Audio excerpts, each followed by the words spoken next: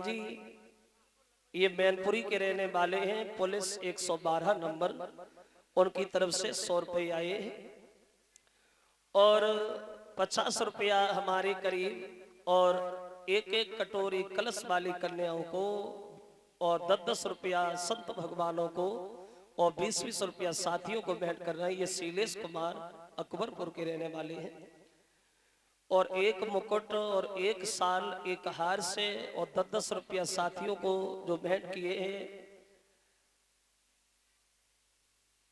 ये सत्येंद्र यादव जो ये अकबरपुर के रहने वाले हैं, उन सत्येंद्र यादव की तरफ से एक मुकुट और एक साल और 10-10 रुपए से जो हमें सम्मानित किया है।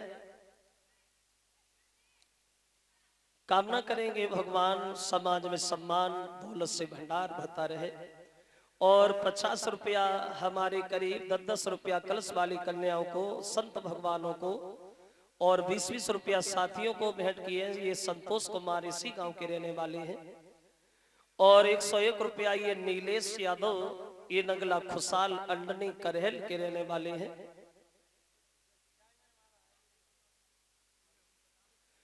लिखा है होली के बारे में ये लक्ष्मण परशुराम संवाद उनकी तरफ से लाभ बाद में सुनाएंगे, अभी थोड़ी देर रुको।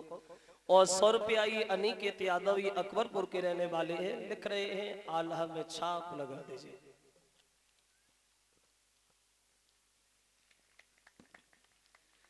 चलो देखेंगे सुना देंगे, अभी रुको थोड़ी देर रुको, थोड़े इंतजार।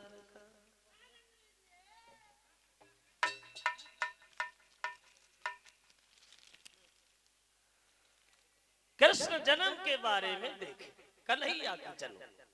और देखो वैसे ये अंदाज लगाने वाली बात है, सोचने वाली बात। लगता है पूरे विश्व में भगवान को अपना ये देश भारत ही ज्यादा प्यारा लगा, पूरे विश्व में। और इस देश भारत में भी अपना उत्तर प्रदेश ही ज्यादा प्यारा लगा। राम का आना, कृष्ण का अवतार होना हमारे यहाँ, इसलिए अपने देश को कहा गया है भारत माता, भारत माता। और किसी दूसरे देश को मां का दर्जा नहीं मिला, मां नहीं कहा गया, ना पाकिस्तान माता और ना अमेरिका माता और ना चीन माता। अपने देश को ही कहते हैं भारत माता। तो बड़े गर्व की बात है, बड़े सौभाग्य की बात है जब राम कृष्ण जैसे आके चली गई हो, वह हम लोगों का भी जन्म हुआ है। हमारे इस ब्रजभूमि में जन्म लेने के लिए देवता भी तरसते हैं, लेकिन उन्हें भी जन्म नहीं मिला। लेकिन किस्मत है हम लोगों की जो राम कृष्ण जैसे आके चले गए हो, वह हम लोग भी पैदा हुए हैं। सुखदेव समझा रहे, सुनो महाराज, मथुरा में एक राजा हुए हैं जिनका नाम पड़ा है आहुक। और इन आहुक के घर में 2 पुत्र पैदा हुए, उग्रसेन और देवक। ये उग्रसेन के एक पत्नी है जिसका नाम है पवन रेखा। बहुत बड़ी पतिव्रता है, सुंदर बहुत है पवन रेखा और विचार भी इसकी बहुत सुंदर है। और इस पवन रेखा के एक नियम और है, सुबह को जब जगे तो सबसे पहले पति के पैर छुए, पति के चेहरा को देखे, उसके बाद दूसरा कोई काम करे। सुबह सुबह पैर छूना, फिर कोई काम करना।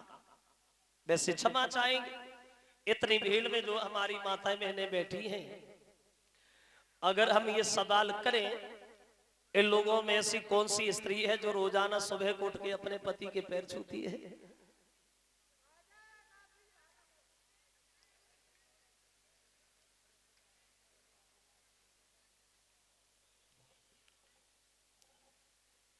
वैसे सभी छूती है। और अब तो पति के पैर छूने का किसी के पास टाइम ही नहीं जो पैर छुए जाए। ये जय नहीं मालूम पर सोच मुदे या नाई मुदे ता से पहले ही सोई गई।